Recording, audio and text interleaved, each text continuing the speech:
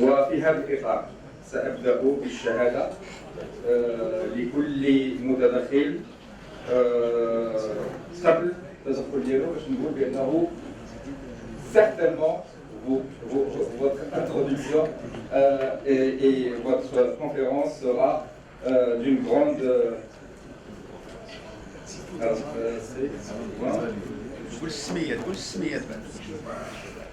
je vais dire tout de suite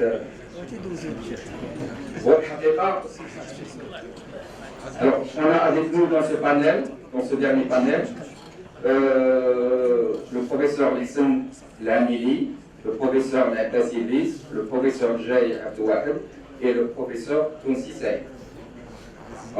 Et vous avez avec vous le professeur Escouari qui dirige cette conférence pour ce panel. Et j'aimerais, avant de commencer à donner la parole, dire un petit mot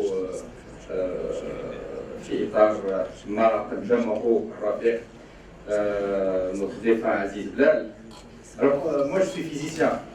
Et en essayant de lire un petit peu toutes les quelques ouvrages de notre défunt Aziz Blal, et j'ai retenu une chose essentielle, c'est que le plus important, n'importe quel développement, c'est l'être humain. Et j'ai fait une petite comparaison vis-à-vis de nous, les sciences exactes, par rapport aux sciences juridiques, sociales, etc. Donc nous, il y a l'évolution et on ne peut se refier que avoir référence aux nouveautés. Alors que, en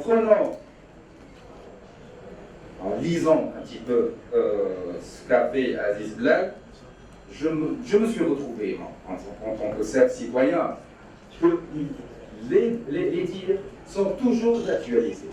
Ce qui fait, est-ce que cette science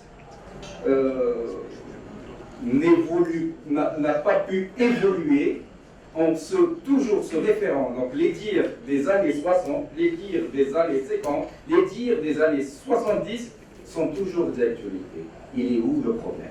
Donc je me suis posé la question, au lieu de faire un petit résumé de ces travaux, que malheureusement je me suis dit ce ne sera pas la peine, sinon je vais commettre énormément d'erreurs. Je vais me fier à mes camarades ici présents et qui, bien sûr, sont des spécialistes dans le domaine et qui nous donneront un petit peu un aperçu précis de ce qu'a pu produire notre cher défunt Aziz Blal. Mais avant tout, malheureusement, nos chers étudiants, ils sont très peu à finir cette soirée. Je voulais vous donner une petite, c'est pas une anecdote, c'est quelque chose qu'on m'a raconté moi en tant que jeune vis-à-vis de comment donner les cours notre cher défunt Aziz Blal. وغنقولها بالكلمة المغربية. واحد النهار في un des journées de ses conférences à Casablanca. Il avait un retard. Au lieu de donner sa conférence à 3 heures, il est venu la donner à 18 heures. Et les étudiants, pas les étudiants concernés, l'ensemble des étudiants qui étaient intéressés par la conférence, restaient jusqu'à 6 heures. Et la conférence, son cours, a démarré à 6h30, 7h, on m'a dit, avec un retard de 30 minutes ou 1 heure, et il n'a fini que vers 10 heures. Et qui a, donc, le Moukhaïk Feha, les Yajmil, il n'y avait pas que seulement les étudiants qui suivaient la conférence du défunt Aziz Blal. Il y avait l'autorité qui suivait aussi. Il y avait les bus, les chauffeurs de bus qui suivaient les conférences de Aziz Blal, puisqu'ils devaient assurer le retour de ces étudiants vers leur domicile, pour ne pas, bien sûr... Donc voilà le genre de professeur qu'on avait et qu'on aimerait revoir au sein de notre tissu universitaire. Et on ne m'en manque pas, mais malheureusement, là je vais rentrer dans un autre volet qui est plus ou moins syndical. Je vais me limiter à tout ce qui est académique et je donne bien sûr la parole à notre premier conférencier qui est Monsieur Lissan Al-Amili, quels fondamentaux de la pensée de Aziz Blal. Merci. Merci beaucoup. Je suis à mon tour très heureux donc, de participer à cette manifestation combien grandiose, puisque elle vient à une période où on a besoin justement de revenir sur les fondamentaux de la pensée du professeur Aziz Blel en matière de développement. Je me fais l'obligation de rappeler aussi ce que mes collègues ont déjà avancé en disant que c'est un éminent professeur. Je me fais cette obligation d'être un éminent professeur talentueux et surtout méthodique. Il nous avait, parmi les choses qu'il nous avait apprises, en plus des connaissances, donc des cours qu'il nous dispensait, c'était aussi la méthode. C'était aussi la méthode et c'était un professeur aussi rigoureux. Je me rappelle très bien que quand nous étions avec lui au DRS, donc il y avait des étudiants qui n'avaient que 4 sur 20, 5 sur 20 à cause tout simplement du plan. À cause du plan. Lorsqu'il nous disait, quand les étudiants se mettent à côté de lui pour donner des explications, il lui demandait, bon, si vous voulez être des docteurs, des futurs docteurs, ben, on ne peut pas comme ça se permettre justement de commencer la première page jusqu'à la dernière page, il n'y a aucun plan, aucune méthodologie. Donc là aussi, il y a cette rigueur que j'ai voulu citer à ce niveau-là. Donc, c'est Rafi et d'autres ont rappelé donc, ces deux, c'est là, ce que je vais exposer donc, très brièvement et de façon modeste sur certains fondamentaux de la pensée d'Aziz Blel en matière de développement.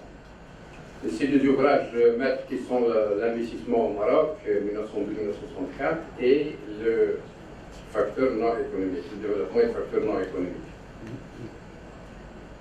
Aziz Blel, justement, il y a quelque chose qui étonne.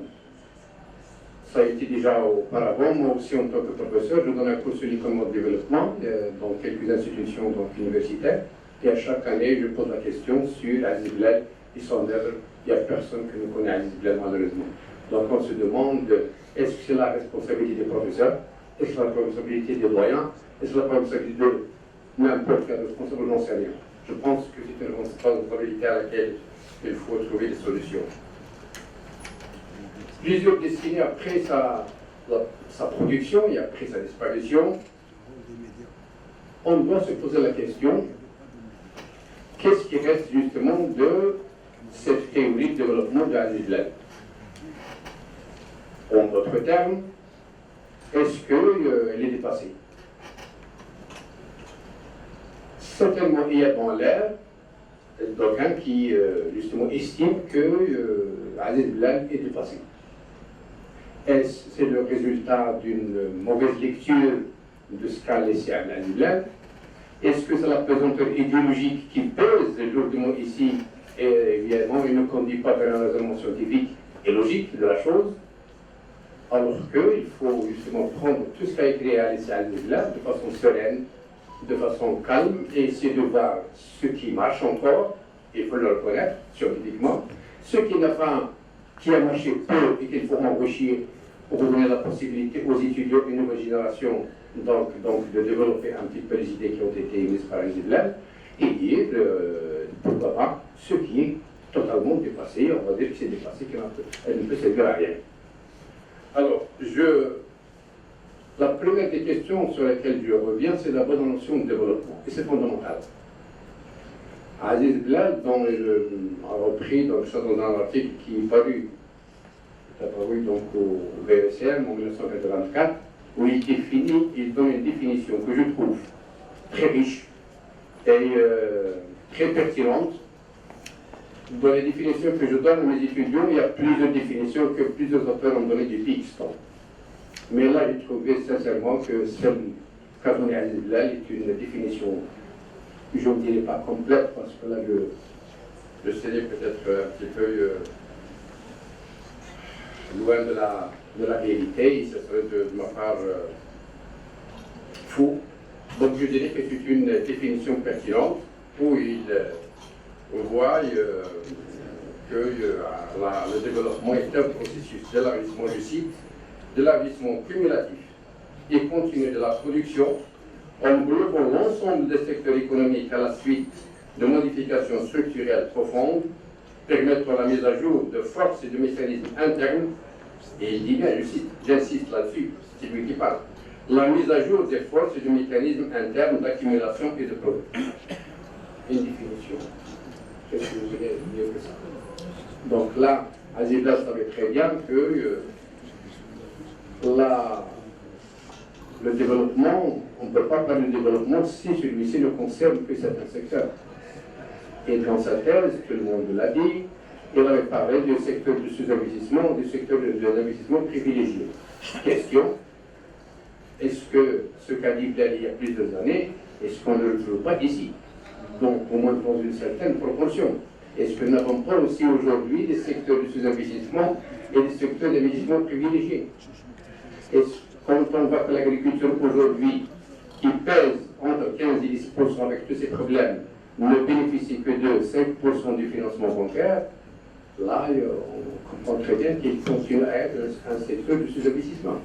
L'artisanat, qu'est-ce qu'il donne dans ce bénéficie comme soutien de la part des pouvoirs publics et de la part des banques? Rien, pratiquement rien. Si on prend l'industrie aujourd'hui, certes, il faut reconnaître qu'il y a des progrès qui ont été faits au niveau de la mise en place d'un tissu industriel qui se modernise. L'accent a été mis sur certaines branches telles que l'aéronautique, telles que l'automobile et d'autres. Je me limite à ces deux, l'automobile et l'aéronautique.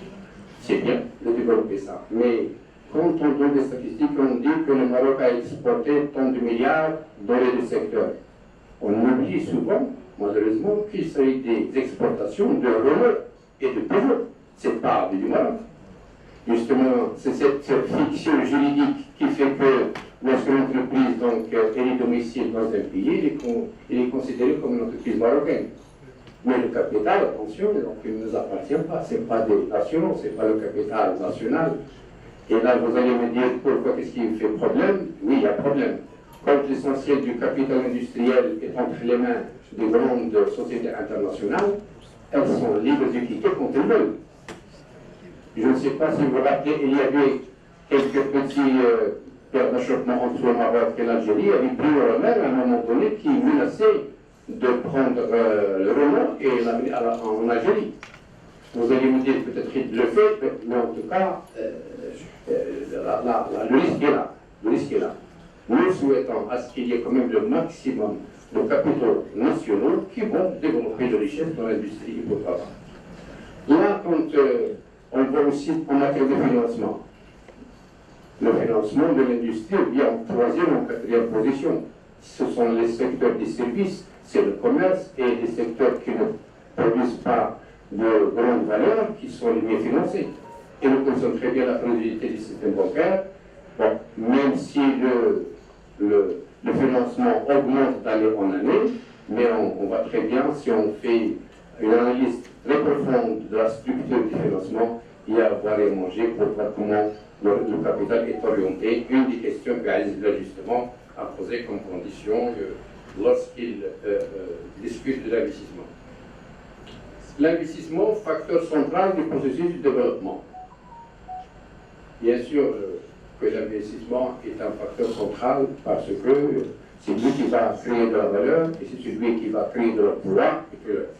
Seulement, Aziz Blal pose un certain nombre de conditions, pose un certain nombre de préalables si l'investissement, si vous voulez que l'investissement soit un véritable facteur de développement. La première des questions qu'il analyse, c'est celle de la vitesse du développement et donc du taux global d'investissement. Si vous voulez donc accélérer la vitesse du développement, il faut un taux global d'investissement important. Ça veut dire la part de l'investissement de la FPCF dans le revenu national ou le PIB, le produit intérieur brut. Or là, pour améliorer ce taux d'investissement, vous avez besoin de résoudre une question à la main, c'est celle de l'épargne, c'est celle des ressources. Pour trouver les ressources que nous allons affecter à l'investissement. Et là, justement, Aziz Blal, justement, s'est penché très sérieusement sur la question. Il nous a donné toute une liste d'actions à mettre en œuvre pour essayer d'augmenter le surplus investissable, ou l'épargne investissable, si vous voulez. Donc, et là, moi j'avais discuté aussi ces derniers temps dans un ouvrage que j'ai publié sur l'économie de l'investissement au Maroc, et je suis revenu sur justement cette question, et je trouve qu'il y a beaucoup de canaux qui vont permettre à l'État d'améliorer de façon substantielle, sinon considérable, le surplus investissable ou l'épargne que l'on peut investir et qui peut donc servir au développement. Mais Bilal ne pose pas uniquement la question du taux d'investissement global, ou global d'investissement, il pose celle de la structure d'investissement. À supposer que les fonds sont là, comment investir?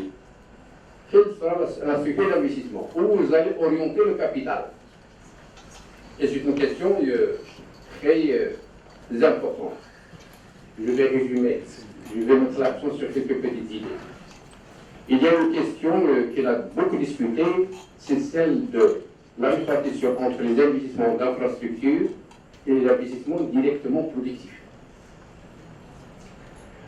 Si on lit très bien entre les lignes de ce que Alicia Bilal, il avait un penchant vers privilégier plutôt les investissements directement productifs que les investissements d'infrastructure.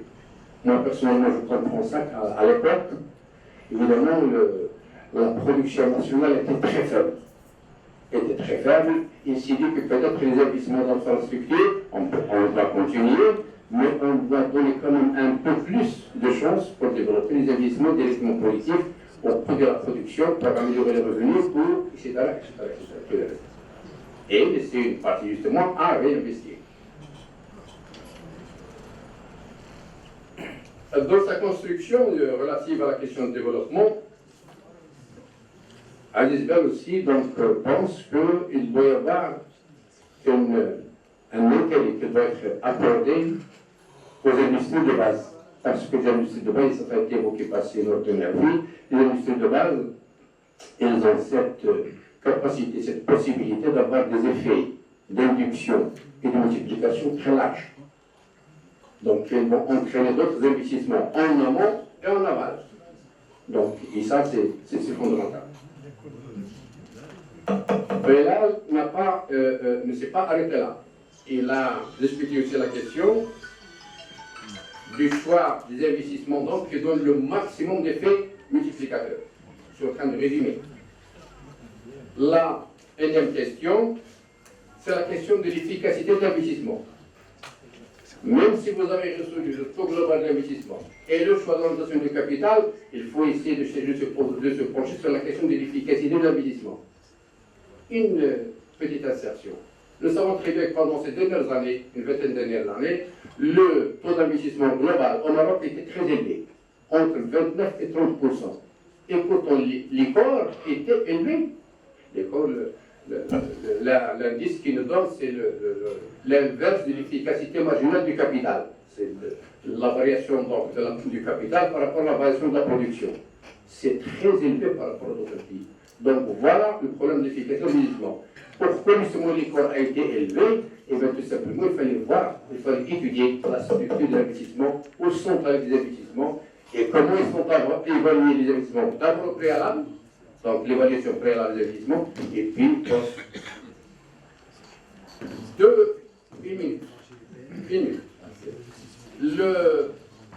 Ben là, donc, en dehors de l'investissement, j'ai beaucoup de choses à développer selon insérer dans le.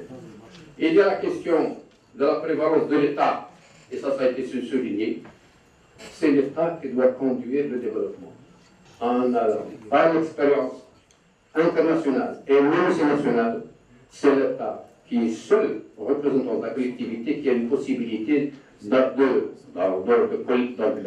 ramasser les capitaux qui vont être investis et deuxièmement de les orienter dans ce que Bilal a discuté. Dernier point, Bilal donc, ne se met pas dans l'air. Il savait ce qu'il dit, il savait ce qu'il enseignait. Tout ceci, s'il ne s'insère pas dans un plan global, avec des transformations structurelles qui vont toucher l'économie, le sociologique et le politique, on ne peut pas s'attendre à des miracles. Question, mes chers amis, est-ce que ces questions-là sur lesquelles Blal a discuté, sont d'actualité ou c'est Blal a dépassé? Je pense que Blal continue d'être parmi nous à travers justement ces idées. Merci beaucoup. Merci, professeur Hassan.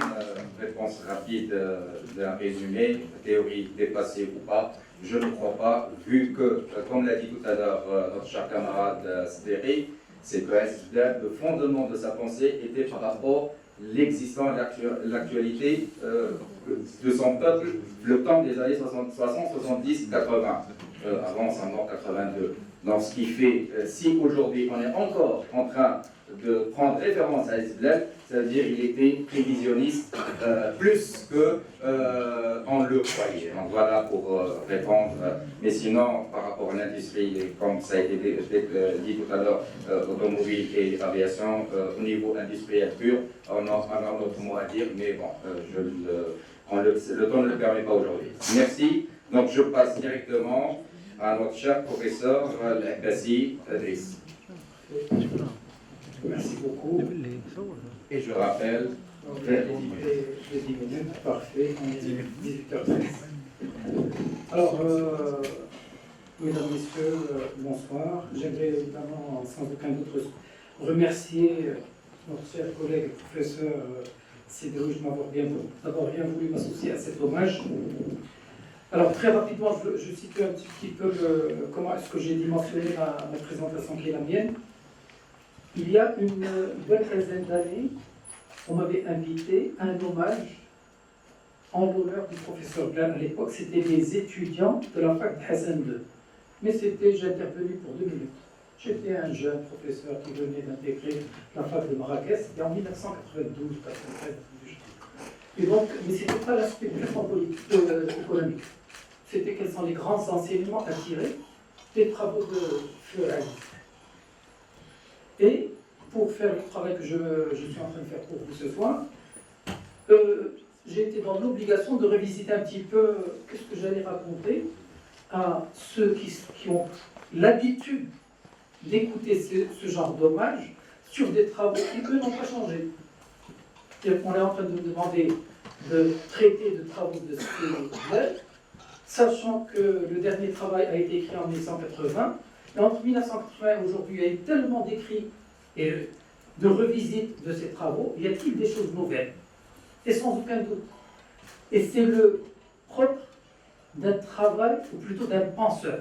C'est qu'à chaque fois que vous faites une relecture, on a le sentiment que vous découvrez de nouvelles choses, que vous n'avez peut-être pas découvertes au moment d'une première, deuxième, troisième relecture. Alors, aussi, l'autre élément qui m'a sans aucun doute inspiré, c'est les travaux des collègues qui ont travaillé sur la question. Et en particulier, le travail de 2016 de notre cher ami Oustad Mohdin Roufi, qui lui aussi a fait une lecture, ou du moins à sa manière, une lecture telle qu'il l'a annoncé tout à l'heure, sur les travaux de Aziz Blal. Et donc, moi j'ai essayé d'insister sur la dimension économique politique du travail de notre professeur Blal, et il y a sans aucun doute 3 éléments saillants qui ressortent, que j'aimerais partager avec vous, et qui convergent, pour ne pas dire qui partagent beaucoup d'éléments qui ont déjà été développés par ceux qui m'ont précédé. Donc au risque d'être redondant, je m'en excuse par avance.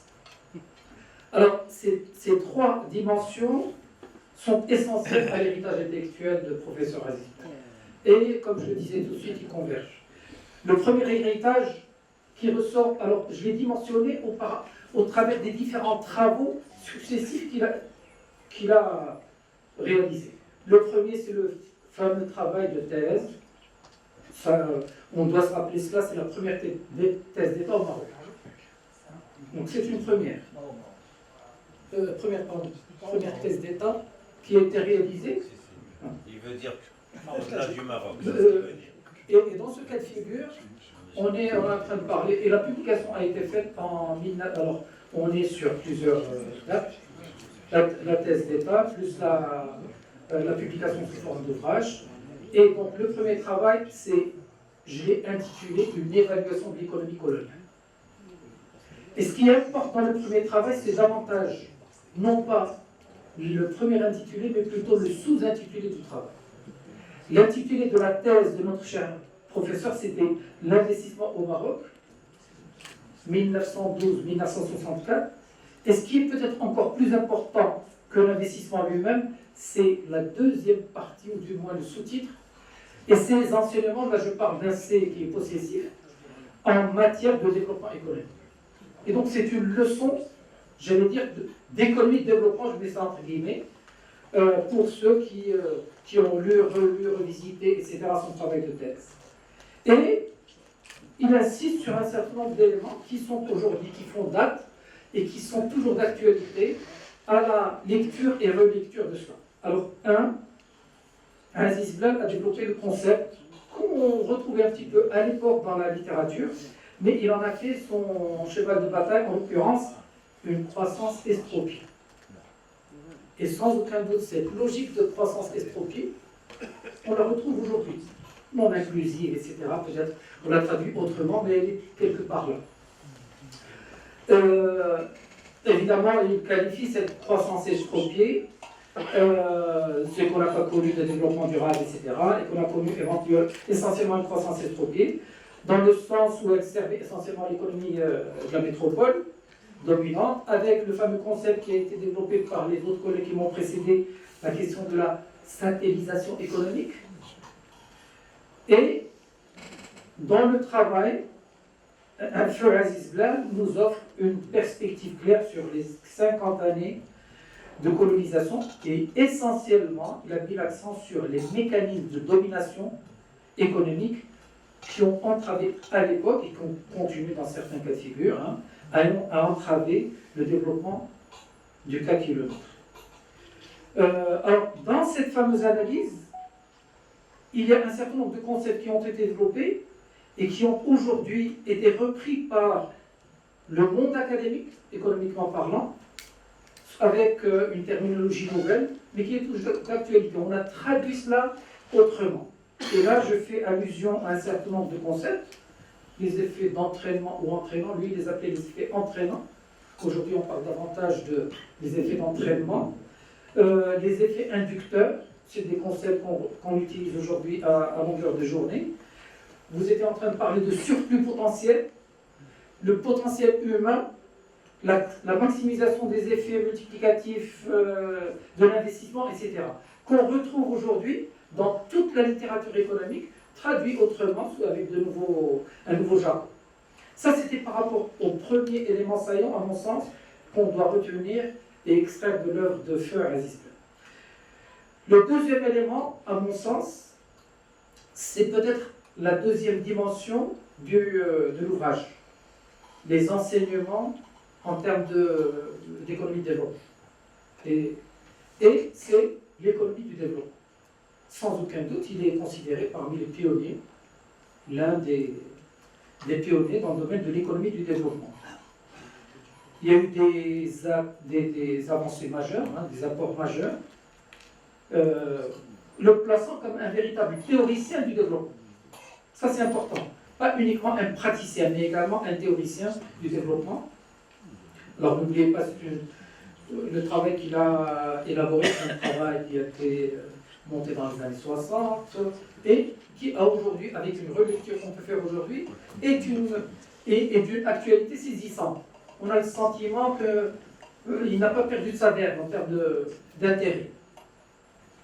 Et dans cette lecture ou relecture que je me suis imposée, et là je me retrouve avec les idées qui ont été développées par ceux qui m'ont précédé, il prêchait et prônait un investissement efficace. Donc là, le fameux ICOR, etc., donc, un investissement efficace. Il prêchait et prônait également un investissement efficace avec des effets multiplicateurs élevés. Donc on doit avoir des rendements importants.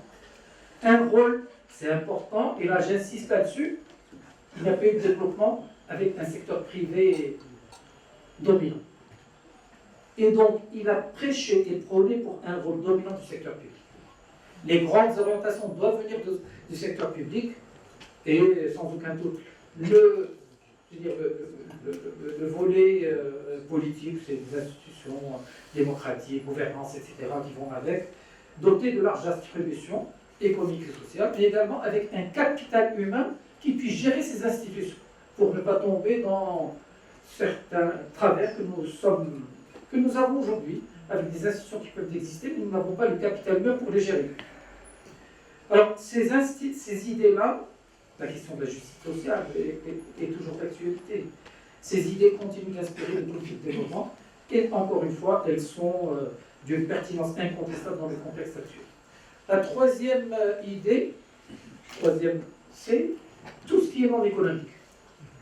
C'est les facteurs non économiques du développement, d'où son fameux ouvrage non terminé, non bouclé, 1980, et qui, lui, n'a peut-être pas reçu assez d'attention qu'il aurait dû recevoir, parce qu'il y a tellement d'enseignements à tirer de cet ouvrage, aussi petit soit-il, aussi court soit-il, mais il est plein d'enseignements.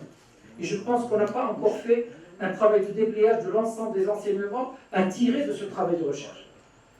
Alors, il a été précurseur, ça a été encore une fois souligné par ceux qui m'ont précédé, dans le sens qu'il faut absolument intégrer des facteurs culturels, idéologiques, dans l'analyse du développement économique.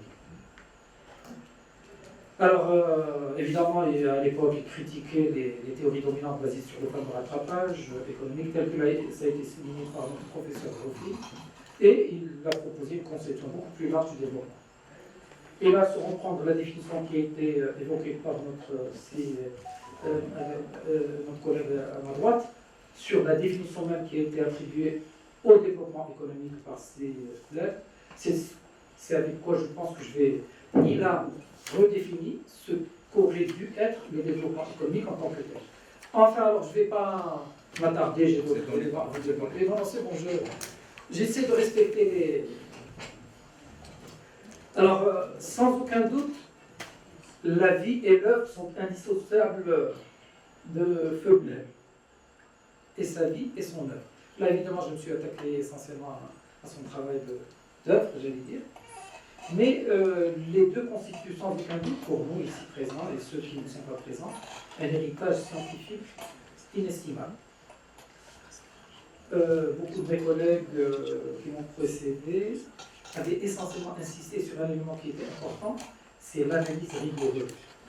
Il y a une rigueur dans le travail et surtout une vision holistique.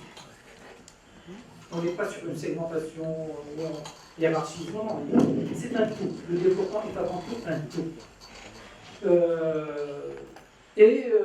Ça devrait nous inspirer, nous qui travaillons sur ces questions de développement, et ça devrait continuer de guider les chercheurs ici présents et autres, et même les décideurs.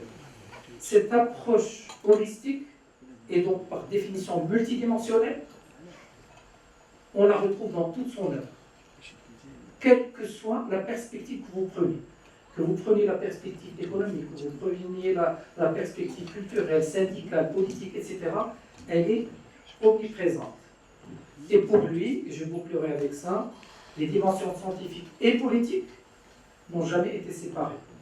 Et il se doit de les étudier de manière indissociable. Encore une fois, j'ai été honoré d'être associé à cet ouvrage. Je vous remercie vivement pour l'invitation qui m'a été faite. Et merci beaucoup. Merci, professeur. Merci, à vrai dire, rien à dire, sauf qu'il y a eu des réponses à la fameuse question, est-ce que la théorie de Alice est dépassée? Et je retiens un mot très important, c'est que en seulement ayant la possibilité de relire le même ouvrage, on redécouvre de nouvelles choses. Et là, c'est une réponse profonde par rapport aux fameux questionnements. Est-ce que sa théorie est valable? Est-ce qu'elle est elle répond aux choses économiques de notre siècle? Je crois qu'elle répond et elle est toujours d'actualité. Donc sans trop tarder, je passe la parole à ma chère camarade Abdouane. Tafaddal, Rafiq El-Aziz. Merci. Merci, Monsieur le Président. Je suis très ému d'être dans ce panel pour parler d'un professeur hors du commun, parce que Abdelaziz Blel n'est pas un professeur comme les autres. Son envergure dépasse le cadre de l'université. Elle dépasse le cadre national pour s'inscrire dans un univers propre aux grands penseurs de son époque. Son mérite est incommensurable en tant que formateur de toute une génération d'économistes, tout en jouant un rôle décisif et influent dans la constitution d'une équipe pédagogique à la hauteur des exigences d'une université naissante dont il a installé les fondations et qui sera promise à un rayonnement qui se prolonge jusqu'à nos jours. Et ce n'est point étonnant que son nom continue, depuis sa tragique disparition il y a 42 ans, jour pour jour, à inspirer respect et reconnaissance, car le calibre de ce penseur est tout sauf banal. Ce fut le premier Marocain, comme il a été rappelé juste à l'instant, à obtenir le diplôme de docteur en sciences économiques, et sera le fondateur de l'Association des économistes marocains, l'AEM, dont il assurera la présidence tant qu'il était vivant. Il faut souligner surtout son rôle précurseur et éclaireur, inspirant de nombreux autres professeurs en leur servant de guide et de modèle. Je ne vais pas tout lire parce que on n'a pas le temps de... Et puis, c'est des choses qui ont été dites et redites. Mais je rappelle, pour juste être juste envers notre cher défunt Aziz Blel, c'est que sa production scientifique ne se limite pas, loin de là, à ces deux ouvrages. Évidemment, ce sont les deux ouvrages qui ont été publiés en tant que tels, mais sa participation et sa contribution à l'enrichissement de la pensée passe aussi par des centaines d'articles qu'il a publiés ici et là, et surtout au DLCR, Bulletin économique et social du Maroc, et par les nombreuses contributions à des conférences, à des rencontres multiples. Et c'est dans ce genre de manifestation qu'il mettait en relief sa pensée, ses idées, et ses idées sur tous les domaines, dans tous les domaines de la connaissance. Et je reviendrai sur ces domaines qui formaient un tout indissociable. Et comme souvenir personnel, et on est là dans un amphi où il était à ma place, et c'est ça qui m'émeut le plus, et on était, je me rappelle, comme si c'était hier, et le professeur Blaise s'adressait à nous, les étudiants, toujours nombreux, très nombreux, et serrés sur les bancs de ce même amphithéâtre, avec son art oratoire très caractéristique. Je n'ai pas vu un autre professeur avoir cette aura, ce style qui lui était particulier. Un débit fluide, ponctué de moments de silence, agrémenté de sourires élégants et séduisants. Tout cela dans un flot de riches propos argumentés et dans une logique limpide. Son éloquence magistrale était servie par une élocution parfaite, accompagnée d'un humour subtil, alternant douceur et gravité de ton, comme le plein et le délié en écriture. Cette éloquence permettait à son discours et à ses idées de résonner comme une musique d'une finesse magique. Son cours était pour nous un moment de plaisir, duquel on sortait enthousiaste et pleinement satisfait du savoir dont nous étions le réceptacle. Pour nous faire propulser vers cette exaltation et cette sublimation enivrante, le professeur Blel utilisait la boîte à outils du marxiste convaincu qu'il était. Et sa conviction se transmettait naturellement parce qu'il était fort convaincant. Bien évidemment, l'environnement politique de l'époque, tant national qu'international, s'y prêtait. Le contexte intérieur était en effet marqué par des tensions poussées à leur extrême, ce qu'on appellera plus tard les années de plomb, Et au niveau mondial, l'exacerbation de la guerre froide et la montée en puissance des mouvements de libération contre l'impérialisme et le néocolonialisme, animés par le courant tiers-mondiste, fécondaient une semence de révolte largement diffusée parmi les peuples qui cherchaient leur voie vers le développement dans la dignité et la liberté. Ce n'était un secret pour personne que le professeur Blel s'identifiait comme marxiste, de par son appartenance à un parti souvent clandestin, mais bien connu pour son ancrage d'idéologie communiste. Je peux cependant en témoigner personnellement que jamais il n'a usé, et encore moins abusé de sa position et de sa fonction pour exercer un quelconque prosélytisme ou un semblant d'endoctrinement. Il se trouve que les deux cours dont il était chargé, en tout cas en cours de licence, le premier, technique de planification en deuxième année, le deuxième, les problèmes structurels de développement en troisième année, étaient naturellement attribué à ce professeur, parce que d'une part, il a travaillé effectivement comme cadre au niveau du département du plan, et deuxièmement, les problèmes structurels de développement, c'était une poursuite naturelle des travaux qu'il a entrepris dans le cadre de sa thèse.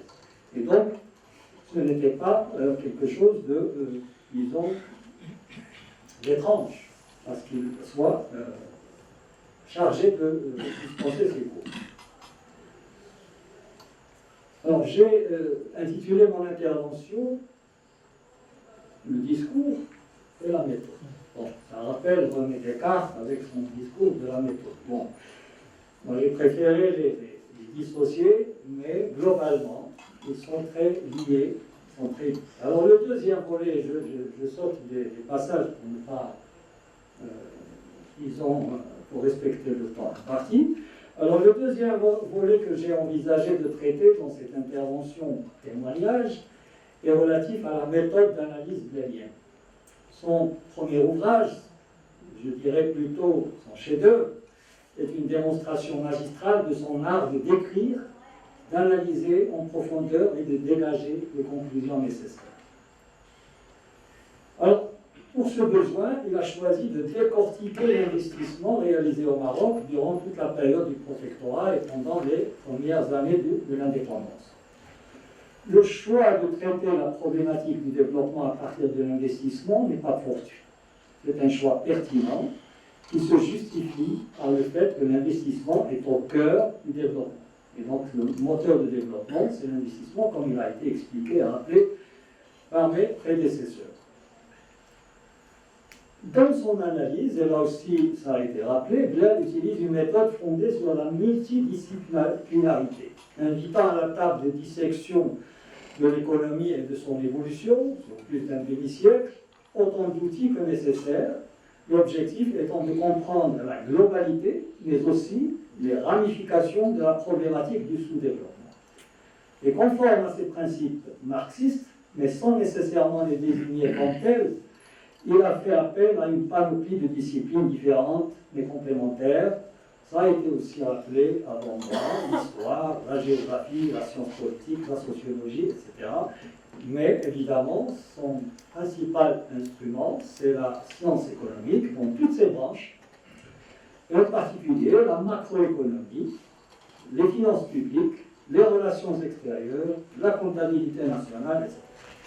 Ces moyens d'investigation, combinés ou séparés, lui ont permis de mettre en évidence la faiblesse de l'articulation des secteurs de production en interne. Il avait toujours insisté sur le fait que le noircissement de la matrice intersectorielle était un des signes justement de ce développement recherché. Et avec la dépendance vis-à-vis de l'étranger, ce noircissement était très, très faible et plein de trous. Et donc, ce qui était privilégié, et ça il l'a démontré dans son ouvrage, dans sa thèse, c'est que c'était plutôt la production extravertie, c'est-à-dire qui servait les intérêts du colonisateur. Alors, je passe sur disons, son art d'écrire, son art de présenter. Son ouvrage sur l'investissement au Maroc était bien structuré. C'est noté, l'a rappelé, avec les parties, les titres, les sous-titres, les chapitres, les sections, les paragraphes, etc. Tout ça bien articulé. Et surtout, ce qui était sa caractéristique, qui n'était pas partagée par tout le monde, sauf par ses étudiants qu'il avait encadrés, c'est le fait que pour chaque partie, chaque titre, chaque sous-titre, il y avait une introduction qui permettait d'éclairer le lecteur sur ce qu'il va lire, mais aussi des conclusions. Des conclusions à chaque moment pour rappeler l'essentiel des enseignements à tirer de son analyse et de sa recherche. Le regretté professeur Abdelaziz Blel était conscient que l'analyse ne peut pas être uniforme et stéréotypée pour tous les cas de figure et pour toutes les économies. Il insistait beaucoup sur le général et le spécifique. Et chaque pays, chaque peuple, chaque formation économique et sociale est un cas à part. Même si, en dernière analyse, ce sont les conditions d'existence qui déterminent la conscience des hommes, même si l'infrastructure au sens marxien est à la base de la domination de classe dans les rapports sociaux, il faut quand même reconnaître à la superstructure un rôle important d'entretien de ce rapport. Le rapport d'exploitation et de domination. Sans quoi, le système de production dominant serait constamment remis en cause par les dominants. Le professeur Blel, en multipliant les emprunts faits aux autres disciplines et aux autres écoles de pensée, s'est rendu compte de l'intérêt à creuser et à approfondir les facteurs sociaux, religieux, les croyances, les traditions, l'art et la culture, etc. Et leur contribution au développement ou au contraire à maintenir une formation économique et sociale dans le sous-développement. Aussi, le hasard de Rège à dire que le deuxième ouvrage dont il nous a gratifié, et malgré son volume restreint, réduit, eh bien, c'est d'une haute importance analytique dans la pensée d'Aziz. Et c'est cet ouvrage qui est aujourd'hui considéré la plupart du temps, et on l'a remarqué dans ces dernières, enfin dans les interventions des uns et des autres, comme la référence intellectuelle la plus représentative de l'apport scientifique de notre regretté professeur et son message le plus important. On aurait aimé le voir prolonger sa pensée dans ce domaine. Mais hélas, on n'a de choix que de le faire nous-mêmes. Merci de votre attention. Merci. Donc, avant de passer à notre cher professeur Saïd Tounsi, je vais faire un petit résumé et je prendrai le premier démarrage, c'est que Abdelwahed l'étudiant. Je ne prendrai pas Abdelwahed le spécialiste et dire qu'aujourd'hui, si dans le temps on avait les fameuses technologies d'aujourd'hui et que si ces fameuses conférences étaient enregistrées, on aurait encore plus de lire, aussi le visuel sert à quelque chose. Mais j'ai une remarque à faire, c'est que la liaison de Abdelwahed l'étudiant nous montre que le temps, ce qu'on nous introduit aujourd'hui comme soft skills, existait d'une manière profonde. Et l'étudiant n'avait pas besoin de cours spécifiques en soft skills et en hard skills et j'en sais pas quoi d'autre. Et que la valeur humaine de nos professeurs était largement suffisante de telle manière à introduire à de la dynamique. Aussi, si je prends tout le monde ce volet, on aura énormément de choses à dire. Alors, sans trop tarder aussi, je passe à notre dernier conférencier, professeur Saïd Tounsi. Merci à vous. Donc, les nouvelles dimensions de l'investissement. Merci. À mon tour, je tiens à remercier les organisateurs pour m'avoir invité. Je dirais une chose au départ. Il y a deux personnes qui ont marqué ma vie universitaire. Un, professeur Aziz Blel, j'ai fait de la dernière promotion. 82, on était en train d'attendre généralement l'examen, on a entendu qu'il c'était la promotion. Et la deuxième personne, on est trouvé faire. Deux personnes, vraiment qui ont vraiment face au petit peu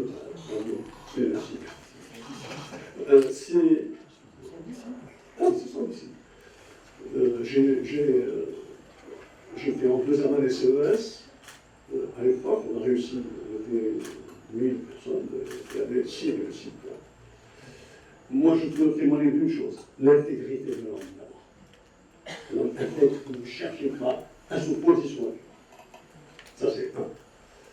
Deux, il n'avait pas de jugement. C'est-à-dire, moi, je n'étais pas marxiste-léniniste, je me dis, mais c'est quelqu'un qui nous respectait, par la force de la participation, du travail, etc.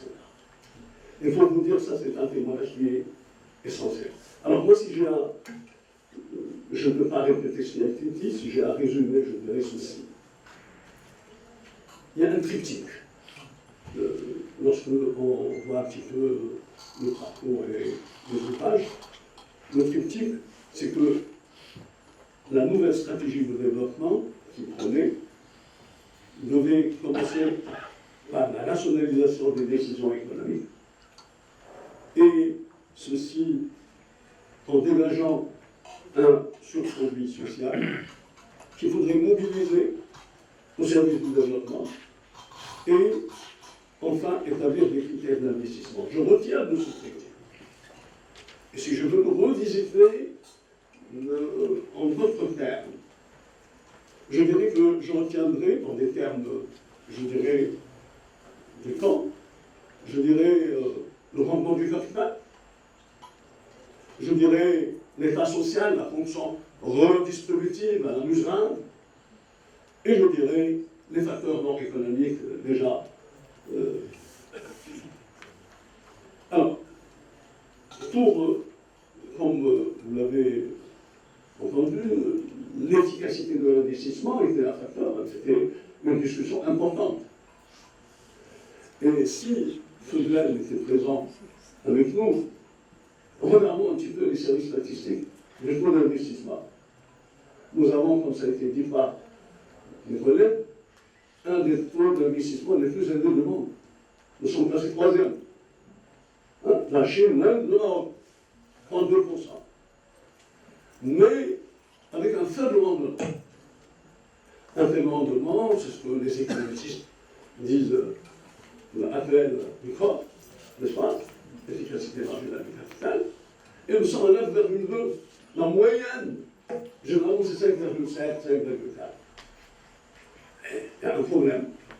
Et d'ailleurs, j'avais préparé des tableaux et des graphes, donc ça ne sert à rien, mais il fallait quand même dire que ce résultat, nous l'avons dit, est attribuable au faible rendement de l'investissement et que va ricochet l'impact sur l'emploi. Variable fondamentale aujourd'hui. Nous avons pour 1 point de pourcentage de plus de PIB, c'est 15 000 emplois. Comparativement à d'autres pays, c'est 50 000 emplois, n'est-ce pas? Et donc ça montre à quel point ce sujet de rendement du capital est important. Et à l'époque déjà, il a été soulevé par le président.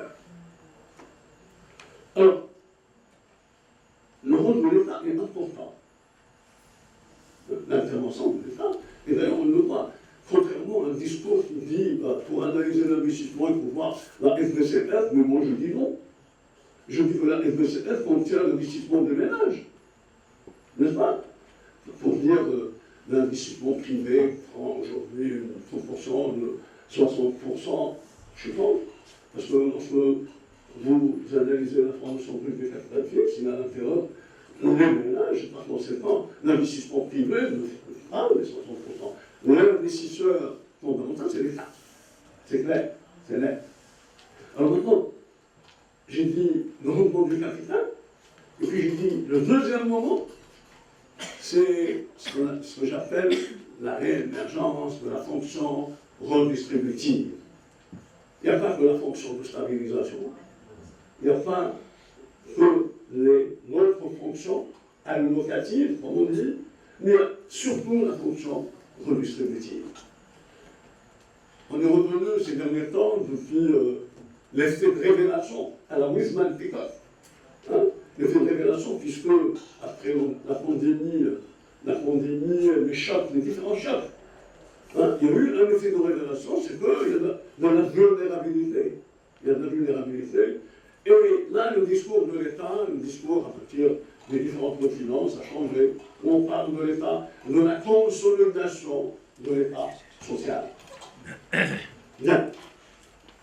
Bien sûr, j'avais préparé plusieurs choses sur la consolidation de l'État social, il n'est pas question. Alors, le troisième élément, j'appelle moi la convergence. En termes modernes, ce que j'appelle la trappe du pays à revenus intermédiaires. C'est-à-dire, voilà, ça fait plusieurs décennies où on n'arrive pas à décoller, on n'arrive pas à dépasser un certain taux de croissance moyen. Hein, ça aussi entre 3 et 4%. 3 et 4%. Ben, il y a un élément fondamental de l'explication qui a été déjà avancé, c'est qu'il faut un effort au niveau du capital institutionnel, au niveau de la justice, au niveau du capital humain, au niveau de tous ces facteurs non économiques, et que je retrouverai dans les théories de la croissance. J'ai envie de revisiter les théories de la croissance à travers la croissance endogène, etc. Je prendrai en considération ces facteurs-là. Alors je ne tarderai pas plus, j'avais préparé plus, mais je pense que c'est les 3 points essentiels à soulever. Je vous remercie.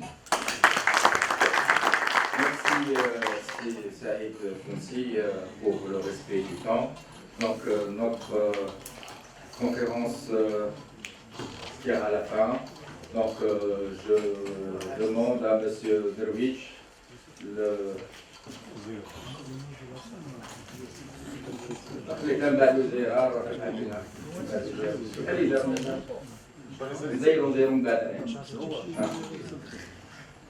رفيق درويش تفضل من اجل باقي لنا جوج ديال شكرا مرة أخرى.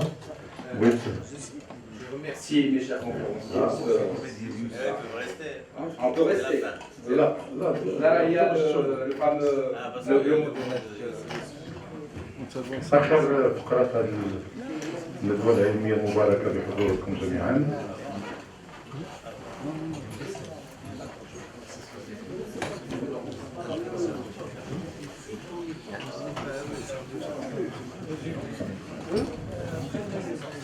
أعيد التذكير بأن مؤسسة فكر تلتزم أمامكم بأنها ستعمل على نشر هذه الندوة بكلماتها الافتتاحية وعروضها العلمية.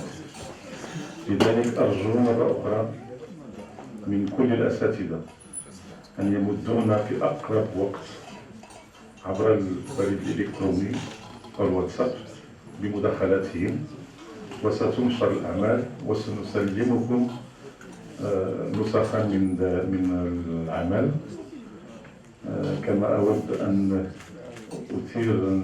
أتقاسم معكم إنه قليلة هي الندوات التي يتم فيها التزام كل الناس بعروضهم. أنا ماشي تفاجأت لأنني دربت شوية على هذا الشيء. تختاروا إلا الناس اللي عندهم الكلمة. أنتم كلكم عندكم الكلمة.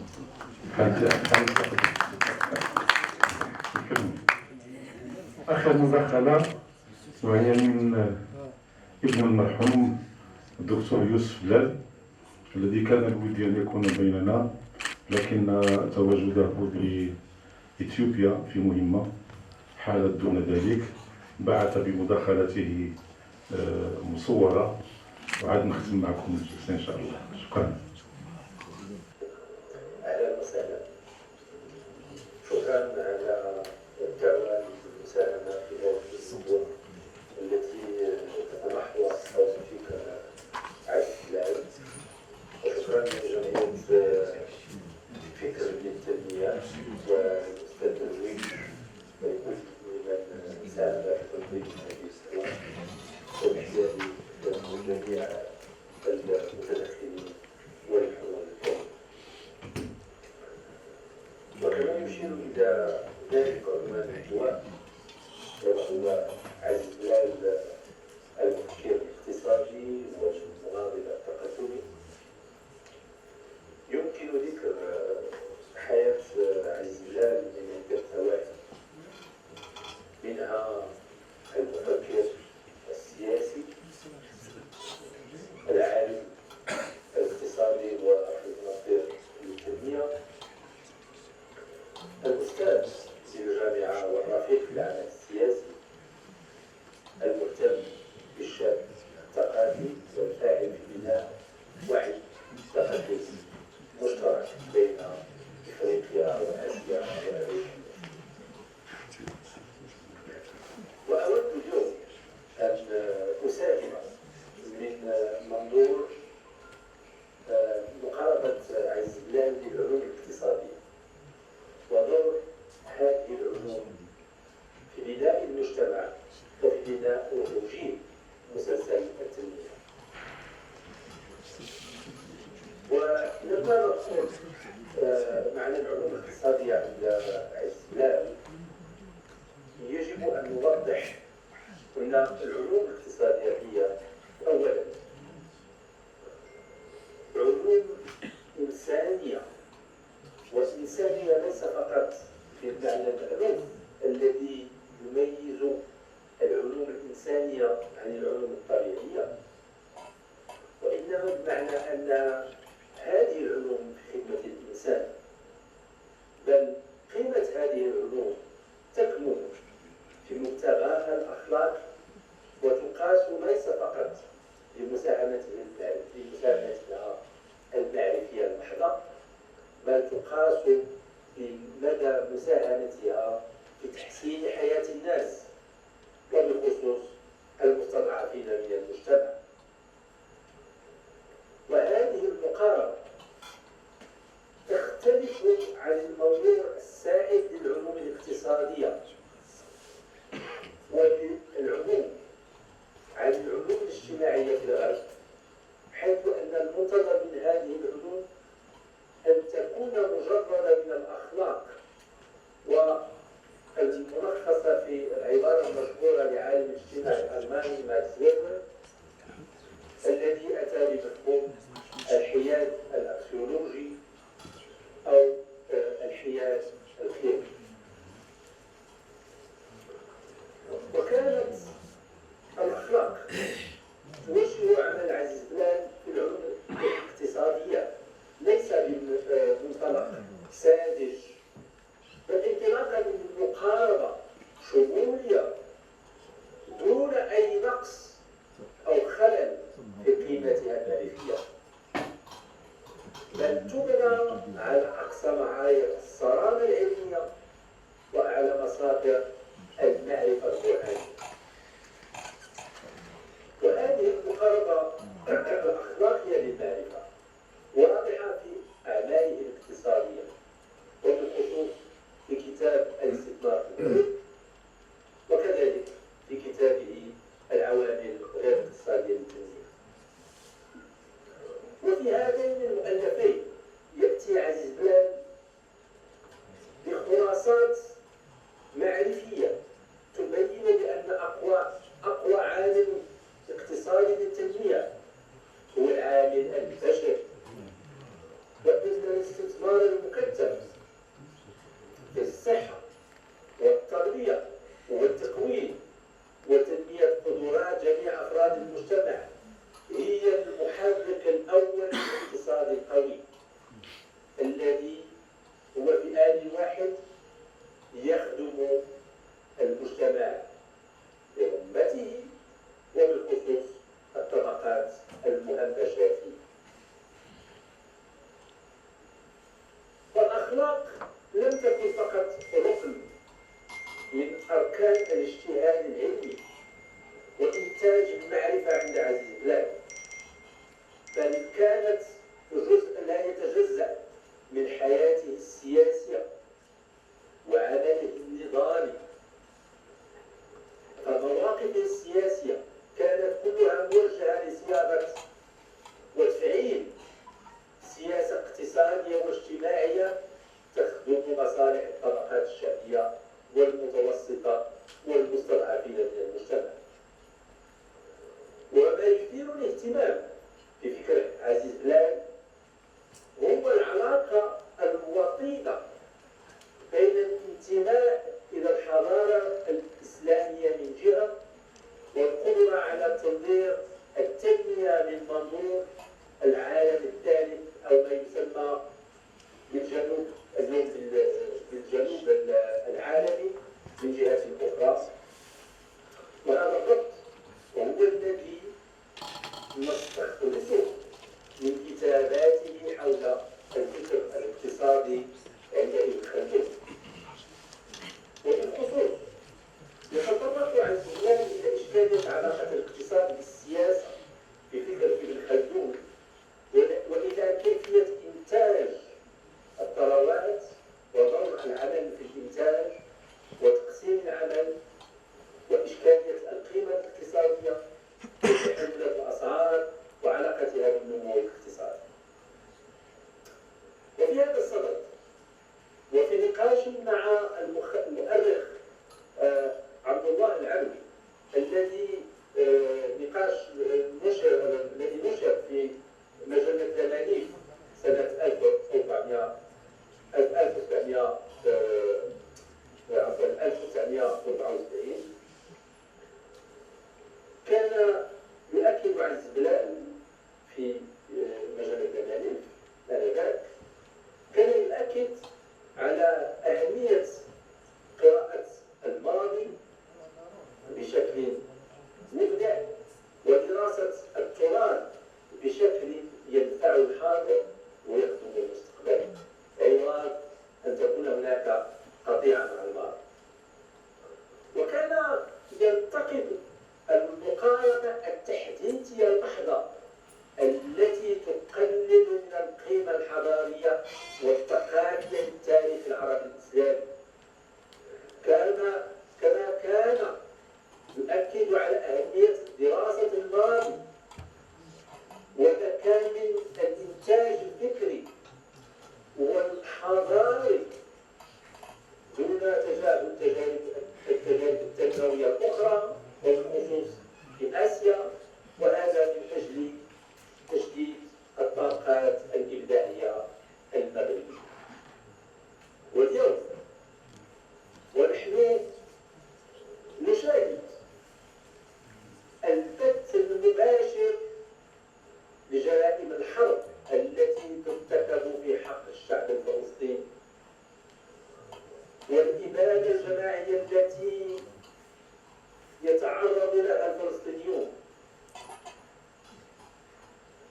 لا يمكنني إلا أن أستحضر هنا ما كتبه عزيز بلال المفكر السياسي حول القضية الفلسطينية، حيث يكتب في مجلة أنفاس سنة 1962 أن هذا كلام عزيز بلال أن الشرعية الإنسانية والتاريخية للكفاح الفلسطيني المسلح ليست في حاجة إلى برهان. ويضيف عزيز بلال أنه لا يمكن أن يكون هناك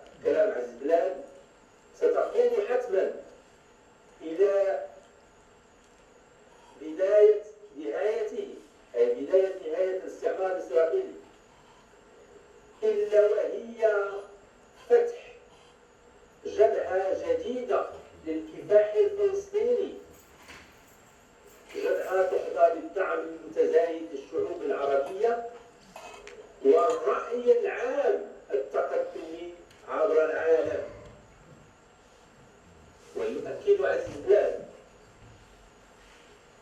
وأن كذلك كلام عزيز بلال في هذا الباب أن البديل الوحيد الممكن هو إقامة دولة فلسطين،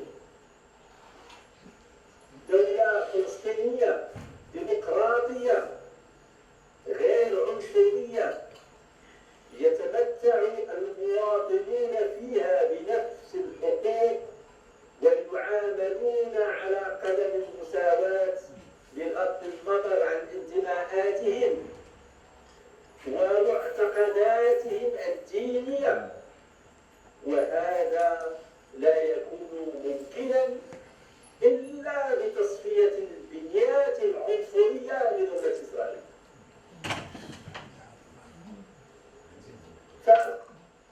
فذكره هنا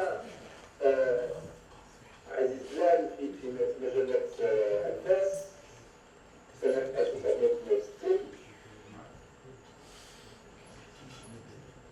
وفي الواقع وفي ظل جرائم الحرب التي يتعرض لها الشعب الفلسطيني يوميا، نرى في هذا الجزء من كتابات عزيز بلال المتعلقة بتشخيصه للاستعمار العنصري الفلسطيني وكيفية تجاوز الصراع والاتيان بحل يسمح لكل الأطياف مسلمة كانت أو يهودية أو مسيحية أن تعيش في دولة ديمقراطية تمنح نفس الحقوق للجميع. ونلاحظ هنا في معالجة عزيز بلال لقضية فلسطين نفس الالتزام بالأخلاق وبالقوة التحليلية في آن واحد.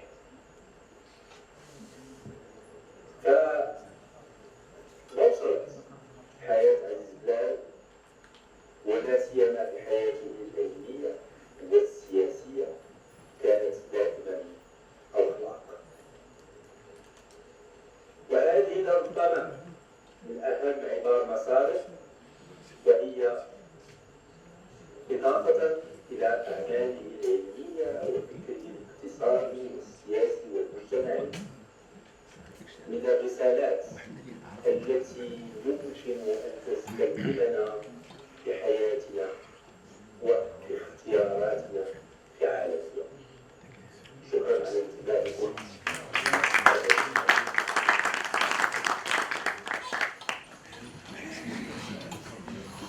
شكرا مرة أخرى تجديد اسم مؤسسة الفكر التنمية والثقافة والعلوم. نجدد شكرا الخاص مشفوع بكل تقدير واحترام للسادة الأساتذة الذين أتحفونا بشذرات من علمهم ومعارفهم حول الرجل. ولا بد هنا أن أذكر بأننا بحثنا عن مساهمات نسائية حتى لا يسجل علينا غياب نساء في هذه الندوة. الحمد لله أن وزارة الشباب والثقافة وسميتو أسقطنا السيدة، وإلا بحثنا. سألت كل الأساتذة، سألت السي نبيل عبد الله، سألت مجموعة من فلم نجد من يمكن أن يتحدث عن فكر الرجل. كما أود أن أذكر بأننا حاولنا الاتصال بالسي عبد القادر برادة ولم نتمكن، لأن الرجل ما عندوش هاتف نقال، عنده غير فيكس. يعني أنه السي العاملي مشكورا حاولنا كثيرا باش يكون معنا، لم نتوفق في ذلك. دعونا أسماء أخرى للمشاركة فاعتذرت، وعلما أن كثير هي الأسماء التي رغبت في المشاركة فاعتذرنا نحن عن ذلك، لكن فتحنا الباب إلى مشاركتهم في النشر. انه مثل واحد الحركات الموجود بيننا. يعني كل ما توصلنا بمقالات غادي ننشروها وكأنها ألقيت أمامكم. مرة أخرى أجدد شكري باسم المؤسسة للسيد وزير الشباب والثقافة والاتصال، ولجامعة محمد الخامس رئيسا وعميد كلية، وللسيد الأمين العام السيد نبيل عبد الله الذي أبان مرة أخرى على أنه رجل مثقف ويحب العلم والمعرفة ويتواضع أمام العلماء، وهذه أخلاق السياسيين ماشي دائما كي تيجي تلقي كلمة ويزيد بحالو، هذا لقى الكلمة وبقى جالس إلى آخر الجلسة ويستمر في ذلك. شكري كذلك ممدود لأعضاء المكتب السياسي لحزب التقدم الاشتراكية وللأساتذة من أحزاب أخرى وللمناضلات والمناضلين، لا مجال لذكر أسماء أحزابهم، فالذي يأتي عند عزيز بلال لا يمكن أن يكون إلا منتميا لفضاء المناضل التقدمي الحداثي المتطور، علما وبهذا أختم أننا مرة أخرى سنعمل على نشر الأعمال، وأذكر وأنهي بالقول: من لا ماضي له لا حاضر له ولا مستقبل له. شكرا لكم.